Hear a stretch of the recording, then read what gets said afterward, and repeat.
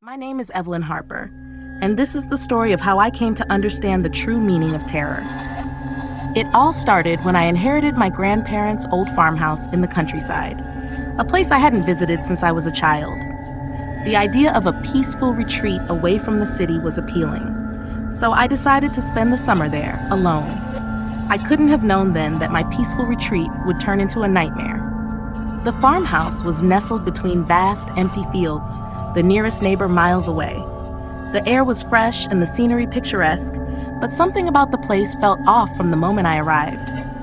Perhaps it was the way the wind seemed to whisper secrets through the trees, or the way the fields seemed to stretch endlessly, swallowing all sound.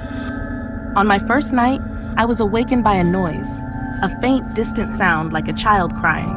I brushed it off as my imagination or the wind playing tricks on me. However, the crying continued night after night, always around the same time, just as the clock struck midnight. Determined to uncover the source, I ventured out one night, flashlight in hand, following the sound across the fields. The crying grew louder as I neared an old, dilapidated barn that I had never noticed before. The wooden structure loomed in the moonlight, casting long, eerie shadows on the ground. My heart pounded in my chest as I pushed the creaky door open. Inside, the barn was empty, save for an old rocking chair in the center of the room. It swayed gently, as if someone had just been sitting in it.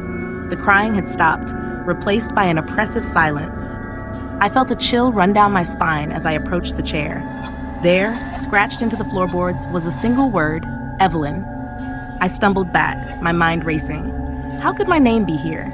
I fled the barn, racing back to the farmhouse, but the crying followed me, echoing through the night. No matter where I went, it was always there, relentless and haunting. Days turned into weeks, and I found myself trapped in a nightmare. I researched the history of the farmhouse, hoping to find some answers. What I discovered left me breathless with fear. Decades ago, a family had lived there, a mother, father, and their young daughter named Clara. Clara had gone missing, and despite exhaustive searches, her body was never found. The parents, consumed by grief, claimed to hear her crying at night until they too vanished without a trace. The realization hit me like a cold wave. Clara's spirit was still here, bound to the farmhouse, and now she had latched onto me. Desperation clawed at my sanity. I tried to leave, but every attempt was thwarted by unseen forces. The car wouldn't start, the phone lines were dead, and the crying grew louder, more insistent. One stormy night, as the clock struck midnight, I heard the crying again, louder than ever. This time, it was inside the house.